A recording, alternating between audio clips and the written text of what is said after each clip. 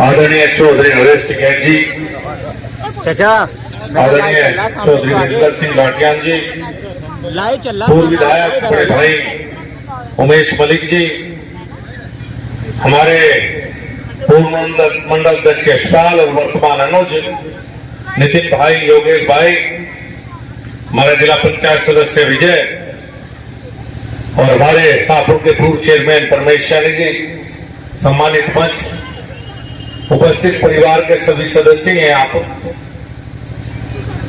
10 साल हो गए, आपने 2 बार मुझे सांसद के रूप में काम करने का मौका दिया और आपकी वोटों से ही दोनों बार देश के प्रधानमंत्री नरेंद्र मोदी बने। इस यात्रा का उद्देश्य सबके मन में होगा, क्या है भाई, क्या जरूरत थी यात्रा की।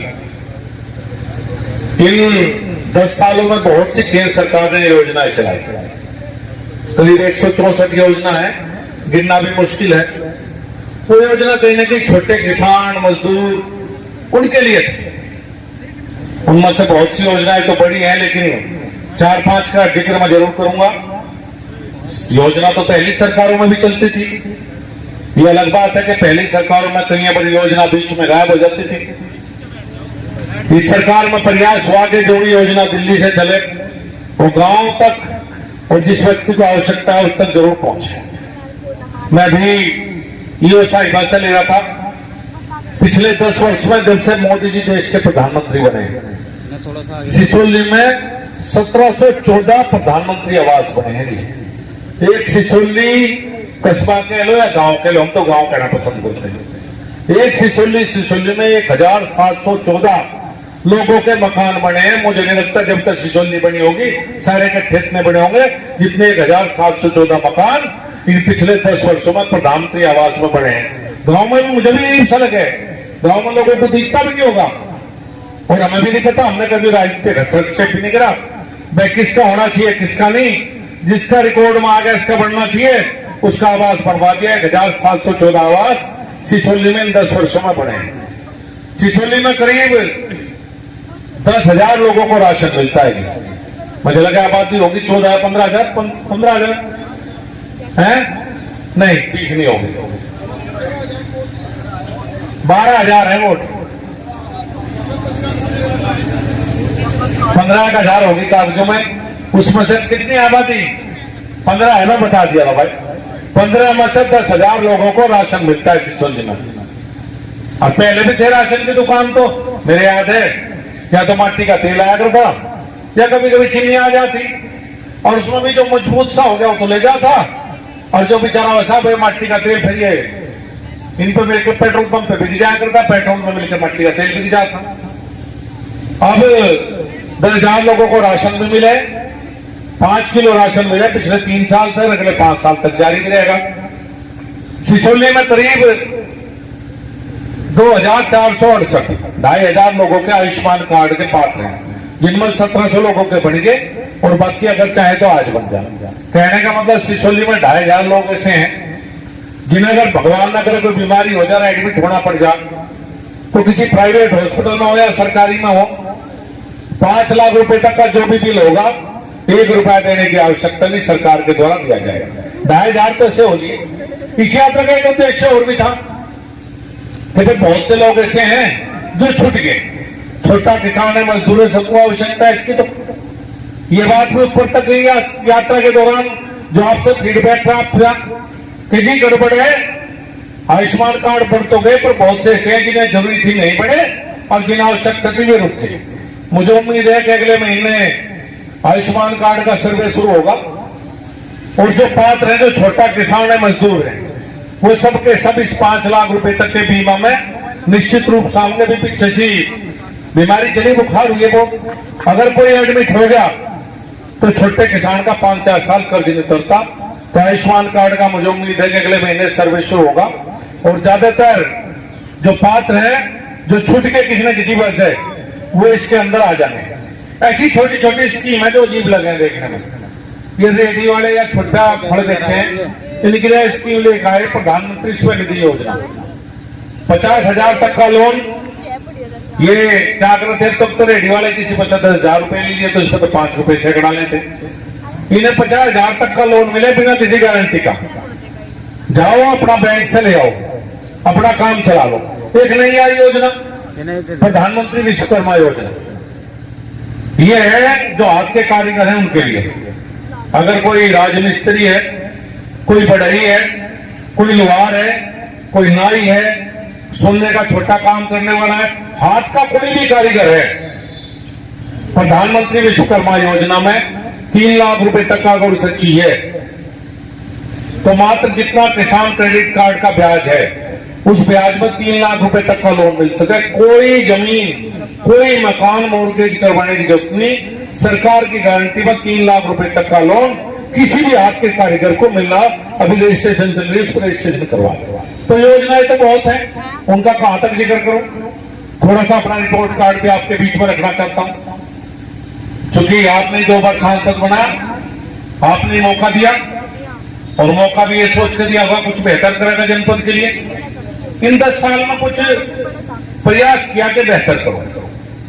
जो इस जिले की राजनीति थी कि जिसमें विकास की बात नहीं थी, दूसरी बातें ज्यादा थी, किसी को फंसाना, किसी को कटवाना या उनसे अलग हटके जनपद को बेहतर कैसे बनाया जाए, इसका प्रयास पिछले 10 साल में मैंने किया।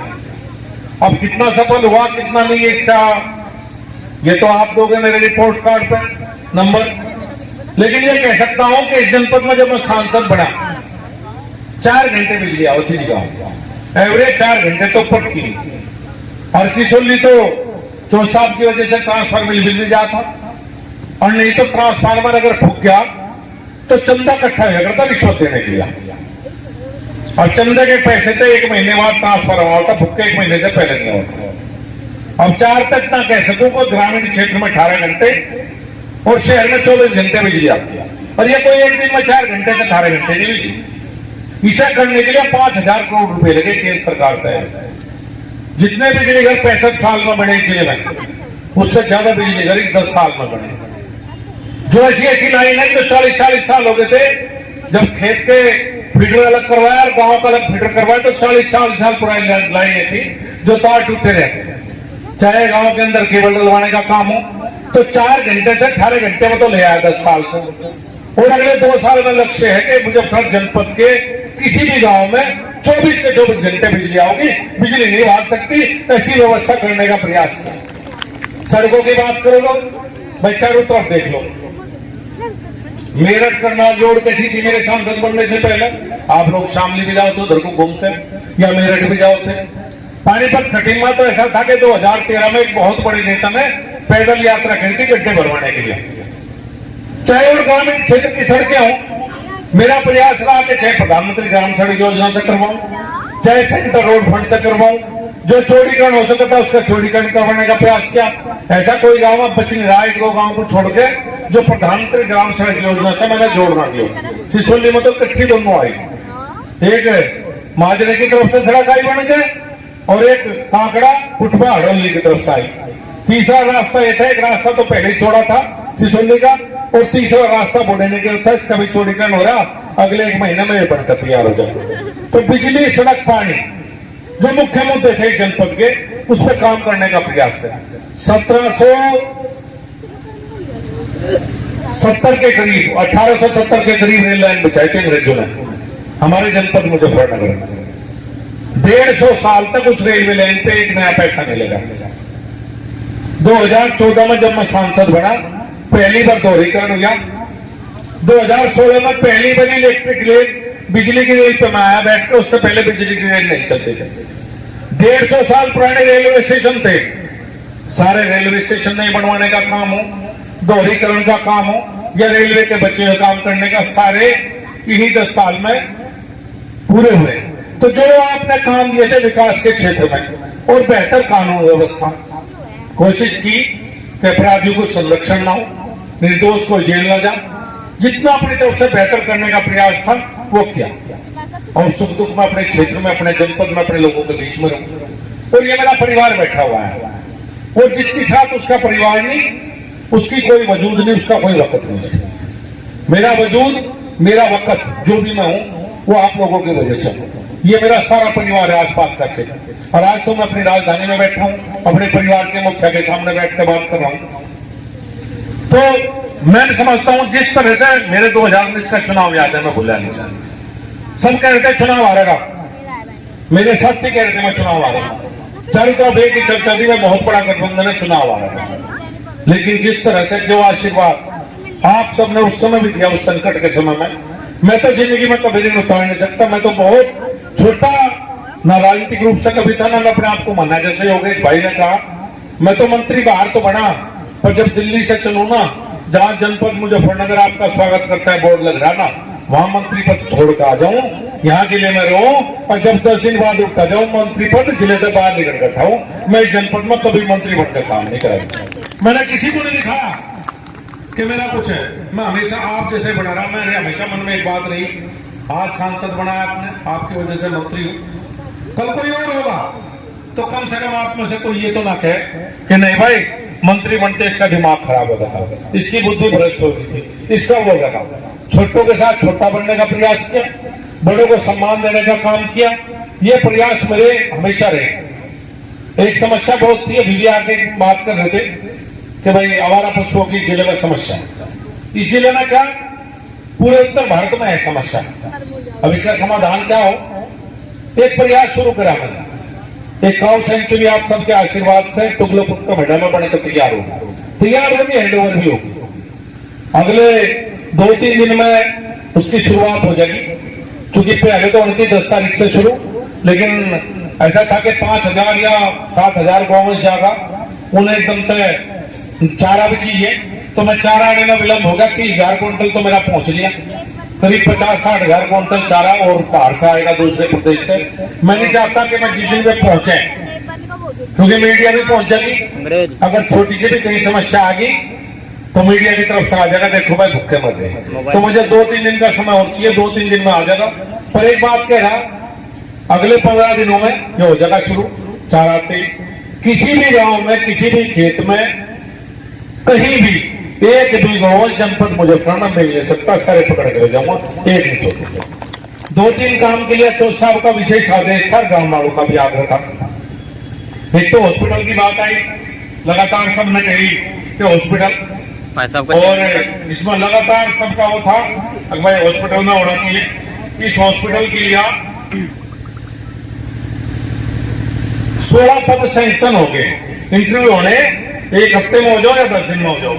इनमें एक तो चिकित्सा अधिकारी फिजिशियन, MBBS फिजिशियन होगा, एक चिकित्सा अधिकारी सर्जन जो MS होगा सर्जन से, एक चिकित्सा अधिकारी स्त्री रोग विशेषज्ञ, एक चिकित्सा अधिकारी एनेस्थेटिस्ट ऑपरेशन करने के लिए, एक चिकित्सा अधिकारी रेडियोलॉजिस्ट, भाई 2 मिनट बैठा लो, एक डेंटल डॉक्टर, 3 स्टाफ नर्स, एक एक्सरे टेक्नीशियन, एक डेंटल टेक्नीशियन, 2 फार्मासिस्ट, एक लैब टेक्नीशियन, एक सहायक, एक डाकू साहब, टोटल 16 पद सैंक्शन है। चिट्ठी मेरे पास है, मैं पत्रकार बंधुओं को दे दूंगा, ऐसे पहले भी मेरी होगी। अब इनके इंटरव्यू होने हफ्ते 10 दिन में, इंटरव्यू होने के बाद ये 16 के 16 पद भरे जाएंगे सिसोली में। एक पद भी ऐसा नहीं छोटा कि सिसोली ना हॉस्पिटल तो बढ़ेगा।